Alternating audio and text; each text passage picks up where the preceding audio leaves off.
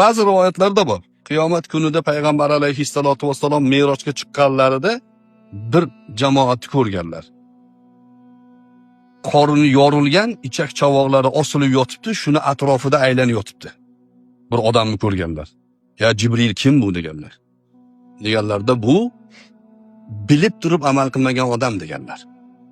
Biladi, lekin amal qilmaydi. Bizning hayolimizga kim keldi hozir? Masjiddagi imomda keladi. Yo'q. Siz ham men ham bo'lishim mumkin. Nimaga? Bir odam deydik, masalan, yolg'on gapiradi. Yolg'on gapirishi gunohligini aytdingiz unga. Bildi endi. Yana yolg'on gapiryapti. Shu odamni ham qorni yorilib, o'shani atrofida aylanishi mumkin. Sen bilib turaman qilmading deydi. Bir odam birovni haqida qo'rqish kerakligi haqida suhbat eshitdi. Lekin birov haqqini yeyapti. U ham bilib turib amal qilmayapti shu. Bir odam qo'shniga ozor bermaslik haqida, qo'shnini haqqi haqida eshitdi. Yana ozor beryapti. Bu ham o'sha yerda qorni yorilishi mumkin. Bilib turib amal qilmaslik faqat olimlarga tegishli emas. Olimlar bizni boshimizdagi tojimiz aslida. Nimaga desa, ular go'yo shamga o'xshaydi. O'zini yondirib yoradi-yu, bizga yo'l ko'rsatadi. O'shaning uchun u shamni tanqid qilavermaslik kerak. Yorug'idan foydalanish kerak. U ham siz bilan menga o'xshagan odam.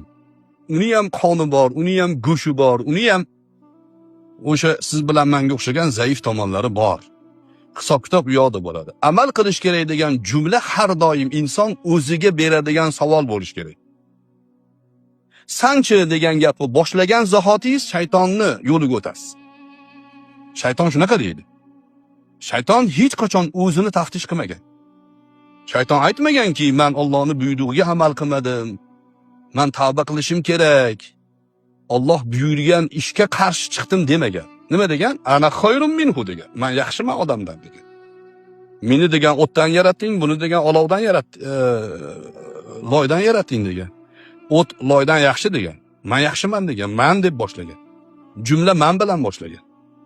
Tanqid bo'lsa odamdan boshlagan. Shu loyga sajda qilamanmi degan. Bahonasi bor. Alloh taolo shaytonga odamga sajda qil desa nima degan? Ko'p jumlalarning ichida, "Yo'q, Alloh sendan boshqa sajda qilmayman" degan. Jumlaning go'zalligini qarang. Men faqat senga sajda qilaman degan. Vaholanki Alloh taolo men buyuryapman deyapti. Meni buyrug'imga amal qil deyapti. Yo'q degan. Odam alayhissalom bo'lsa xato qildi u ham. Keyin unga nimaga bu xatoni qilding deganda, Robbana zalamna anfusana degan. Ey Parvardigor, biz o'zimizga zulm qilib qo'ydik degan. Xato bizda degan. Nafsimizga ergashdik degan. Agar sen kechirmasang, bizga rahim qilmasang, yutqazadigan bo'lamiz degan. Menga kechir degan. 200 yil yig'lagan ekanlar. 200 yil. Yerga Alloh taolo tushirib olgan, yig'lab yuraverganlar. Tavbamni qabul qilarmikin deb. 200 yil yig'laydimi odam? Biz bir gunohimizga yarim soat yig'laganmizmi? Yo'q, gunohimiz yo'qmi? Eslaganmizmi shuni? Bir chekkaga chiqib olib, shu gunoh mana shu gunohim nima bo'larkin? Ertaga so'rab qolsa nima qilarkin men deb o'tirganmizmi? Buni o'ylash kerak. Odam yig'lagan. 200 yilda Alloh qabul qilgan. Allohning qabul qilishi Havo onamiz bilan ko'rishtirgan. Arafatda ko'rishishga. Keyin hayot boshlangan. O'shaning uchun ilm baribir yaxshi. Ba'zi odamlar ilm o'qigan bilan amal qilolmay qolaman degan bahona bilan ilm o'qimaydi, o'rganmaydi. Yaxshi gaplarni eshitgisi kelmaydi. Bilib qolsam deydi, amal qilolmay qolaman deydi. Bu bahona, bu shaytonning bahonasi. Vaholanki ilm o'qishning o'zi ham amal. Amallar ichida eng toji hisoblanadi. 40 ta farzi bilamiz yoshligimizda har doim eskilib o'rgatgan. 40 farzi, 40-inchisi ilm, talabi ilm. Hammasini o'rganish uchun ilm kerak. Bilish kerak. Bilishga intilish kerak.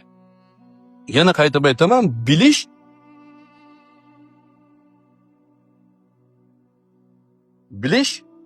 o'zini isloh qilish uchun bo'lish kerak.